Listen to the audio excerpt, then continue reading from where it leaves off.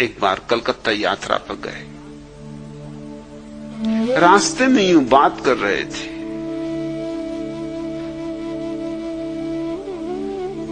एक मौनी बाबा थे, उनके वो भक्त थे।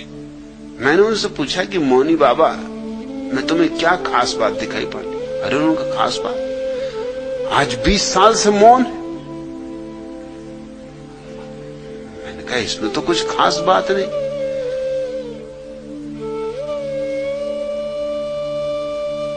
मौन होने से क्या होना है? मौन होने से उनकी प्रतिभा में क्या निखार आ गया है? मौन होने से उनके जीवन में कौन से दिए जल गए?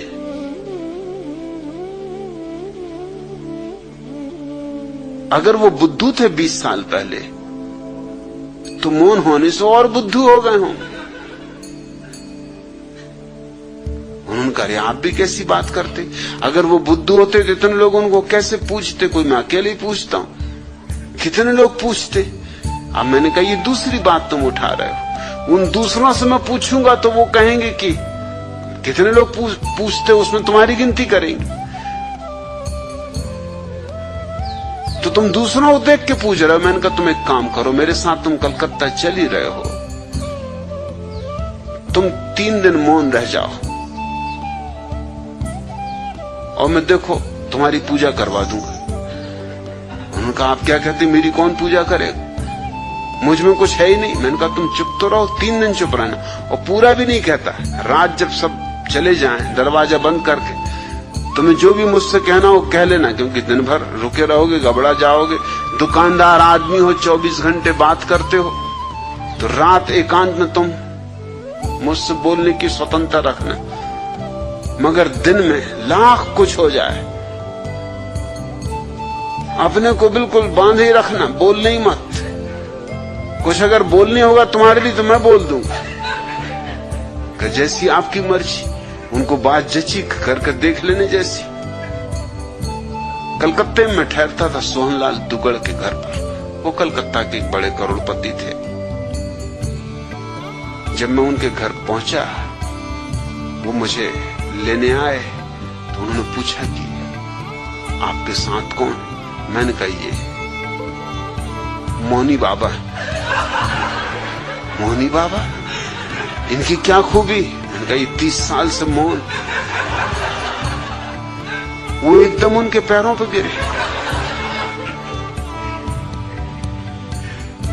वो बेचारे सज्जन जो दुकानदारी करते थे, कपड़ा बेचते थे, और कपड़ा भी कुछ खास नहीं, कटफीस की एक छोटी सी दुकान थी। सोहनलाल दुगड़ जैसा करोड़पति उनके पैरों पर गिरे।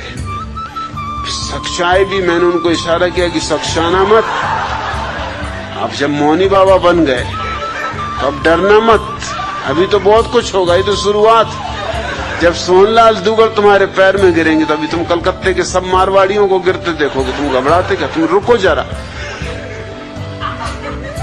वो तो इतने घबरा गए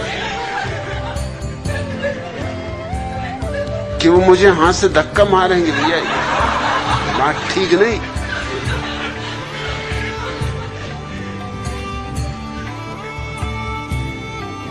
घर पहुंचे, सोहनलाल ने जल्दी से अपनी पत्नी को बुलाया कि मौनी बाबा। मोहल्ले के लोग इकट्ठे हुए कि मौनी बाबा आए, 30 साल से मौन। और मौनी बाबा पे जो गुजर रही वो मैं जानू कि वो रात का वक्त देख रहा है कि कब रात आए कि अपने दिल की मुझसे कहें। जैसी रात आई, दरवाजा जल्दी से बंद करके मेरे पैरों पर गिर पड़े और कहा कि मुझे माफ करो, मुझे ये काम करना ही नहीं, मुझे जाने दो, मैं तो अभी भागे जाता हूं, रात को चुपचाप निकल जाऊंगा। ये क्या झंझट मेरे पीछे लगा दी? इतने इतने बड़े लोग जिनके घर मुझे अगर मिलने भी जाना होता तो कोई मिलने नहीं देता, चपरासी भीतर नहीं घुसने देता। और मेरे पैर पे गिरते तो मुझको बड़ा संकोच लगता है। और स्त्रियां, उनकी सुंदर से सुंदर स्त्रियां मेरे पैर छू रही, ये क्या करवा रहे हो आप? उनका मैं कुछ नहीं करवा रहा हूं, ये मैं तुमको बता रहा हूं कि कैसी कैसी बेवकूफियां इस देश में। तुम भी उन्हीं बेवकूफों में हो जिसकी तुम 20 साल से पूजा कर रहे हो। और तुम तो अभी सिर्फ 5-6 घंटे ही मौन रहे हो। ये चमत्कार, अभी तुम 3 दिन रुको तो अभी तुम देखना इलाज शुरू हो जाएंगे, बीमारियां ठीक होने लगेंगी। अरे उनका आप क्या कह रहे हैं, मुझ में कोई चमत्कार नहीं, कोई शक्ति नहीं। तुम, मैंने कहा फिक्र ही मत करो, सब आ जाएगा। मौन भर रहो और दिन भर रहो मौन, मगर दिन में बोलना मत और मुझको धक्के वगैरह ही मत मानना, क्योंकि लोगों को शक पैदा हो जाएगा कि बात क्या है। तुम तो अपने आंखें बंद कर लिया, अगर बिल्कुल सहने के बाहर हो जाए, आंख बंद कर लिया, अपने भीतर ही भीतर नमोकार मंत्र पढ़ने लगे कि होने तो जो हो रहा। 3 दिन में तो उनकी टुंडी पिट गई, अखबारों में फोटो आ गए। रात को मुझे फोटो दिखाएं कि क्या करवा रहे हो। अगर मेरे घर पता चल गया, अगर मेरी पत्नी बच्चों को पता चल गया, तुम तो मेरा घर लौटना तक बंद कर दोगे। ये अखबार अगर वहां पहुंच गए तो मेरी मुसीबत हो जाएगी। और फिर मेरी दुकान की भी तो सोचो। और इधर मैं कट फीस खरीदने आया हूं, तुम नाग रास्ते में मिल गए। अब मैं कट फीस कहां खरीदूंगा? ये कलकत्ते का बाजार तो खत्म, क्योंकि जिनके यहाँ से मैं कट फीस खरीदता था वो लोग भी मेरे पैर छू रहे हैं। और कई तो मुझे गौर से देखते भी हैं, ये शक्ल कुछ पहचानी मालूम होती। 1-2 आदमियों ने प्रश्न भी किया कि 30 साल से मौन है, इस शक्ल कुछ पहचानी मालूम होती। मैंने कहा देखा होगा किसी पिछले जन्म में। अरे जन्म जन्म का नाता है। उन्होंने कहा ये बात ठीक, ये कोई साधारण साधक है जो जन्मों से साधना कर रहे हैं। कई बार तुम मिले होगे पिछले जन्मों में, इसलिए शक्ल पहचानी लगती। कहा लगती तो पहचानी सी शक्ल, मतलब कहीं देखा है। और ऐसा भी नहीं लगता कि पिछले जन्म में देखा, इसी जन्म में देखा है। मैंने कहा ये बड़े पहुंचे हुए पुरुष हैं, एक ही साथ कई नगरों में एक साथ प्रकट हो जाते। वो मुझे हुद्दे मारे कि मत ऐसी बातें कहो।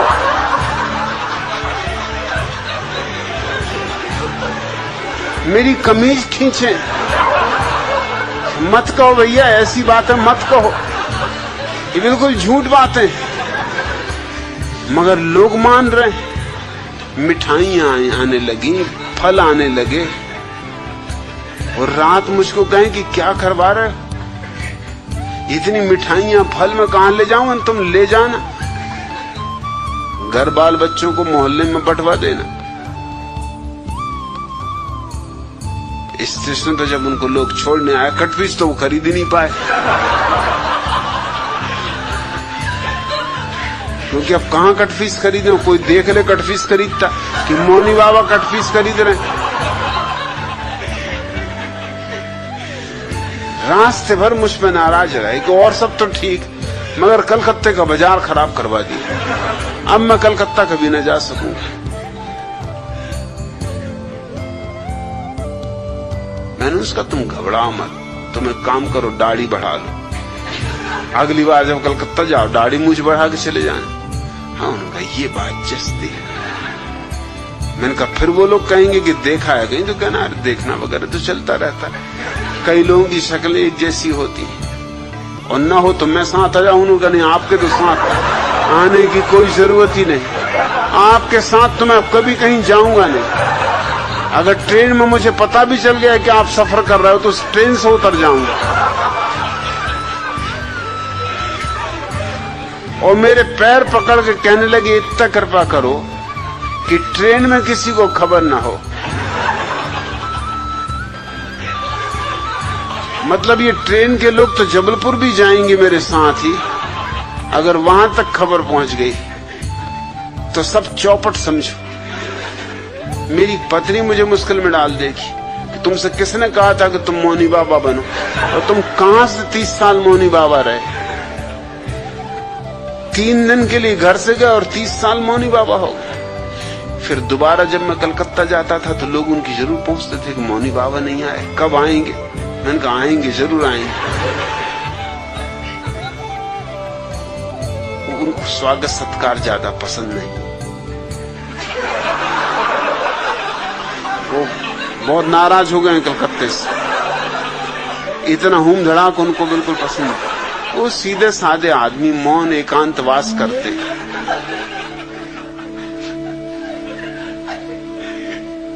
तुम जिनकी पूजा करते हो, जिनको महात्मा कहते हो, उसमें तुम्हारी धारणाएं ही भर काम कर रही। तुम आंख खोल के देखते भी नहीं। ब्रह्मचर्य घटित होगा तो अपूर्व ज्योति प्रकट होगी। वही इस सूत्र का अर्थ है, सत्येन लभ्य तपसा है इस आत्मा, सम्यक ज्ञानेन ब्रह्मचर्येण नित्यम। यह आत्मा अभी मिल जाए, मिली ही हुई है। बस इतना ही चाहिए कि तुम सत्य को जान लो। शून्य में जीवन के सुख दुख में संभाव रखो, तप को पहचान लो। कूड़ा करकट उधार ज्ञान हटा दो, ताकि जो जैसा है उसे वैसा ही देख सको, सम्यक ज्ञान फलित हो। और तुम्हारे भीतर जो शरीर की ऊर्जा है, काम ऊर्जा, और जो तुम्हारी आत्मा की ऊर्जा है, ध्यान ऊर्जा, काम और ध्यान का मिलन हो जाए, काम और राम का तुम्हारे भीतर मिलन हो जाए, तो बस यह आत्मा अभी मिली, इस क्षण मिली। अंतः शरीरे ज्योतिर्मयो ही शुभ्रो।